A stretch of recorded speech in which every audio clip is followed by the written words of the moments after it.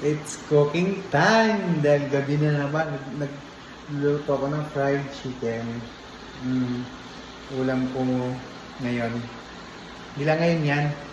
Bukas, hanggang hapunan na yan. Ganun talaga mga kabukago. Kailangan magtipid-tipid tayo. O yan o. Yan. Ilang piraso yan? 2, 4, 6, 10 pieces. 10 pieces? 10? 10? 10 piraso. Yun. So, ayan. Bira lang din naman ako magluto mga kabukalbo dahil kakatamad. Kakatamad mamalengke. Kasi nga, di ba, daming tao sa labas. Takot ako.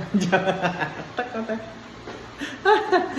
I mean, mahirap mamalengke kapag dito sa Manila kasi 'di ba, maraming mga manlolokong nagtitinda. Hindi honest sa mga tinda nila. So, kailangan magaling ka mamili na kung fresh pa ba 'yan. Ganon. Unlike kasi sa probinsya, talagang maganda yung mga tinitinda nila, quality, tsaka honest.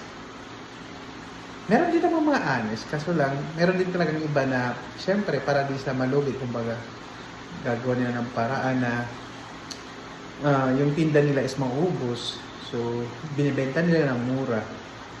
Ganun lang. So, kaya kailangan ikaw mamimili, namamalengke, mamimili ka ng maganda. Tingnan mo yung quality. Ako pa naman, hindi ako masyadong marunong pa sa pagpamamalengke dahil nga, 'di ba? Hindi naman parang nahihiya ako magtanong, mga ganun, parang nahihiya, tinitingnan ko lang, so ganun. Saka parang basta hindi ko masyadong kabisado.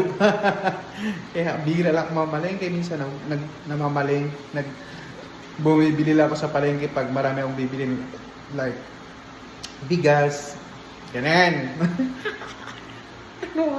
Kunwari namamalengke. O kailangan natin magtipid kasi sa panahon ngayon. So, kailangan bumili ka sa palengke kasi mas makamura ka dun eh. Makabili ka ng mga magaganda din naman, tapos fresh. Pag sa umaga ka mamimili, marami kang mabiling fresh. Kaya pag hapon na kasi, wala nang mabiling murang ganun. Kaya, mas maganda pa rin sa palengke kasi makabili ka ng makatipid-tipid ka kaysa mga mall. Sa mall frozen na eh. Though maganda mamili sa mall dahil aircon, ganon. Pero mas maganda sa palengke dahil makatipid ka. Yan lang yung ulam ko. Wala eh. Ganon talaga. Chicken lang kasi wala akong pera ngayon eh. Yan lang yung nakayanan ko eh. Manok. Bye-bye. Kaya alam mo, bye-bye.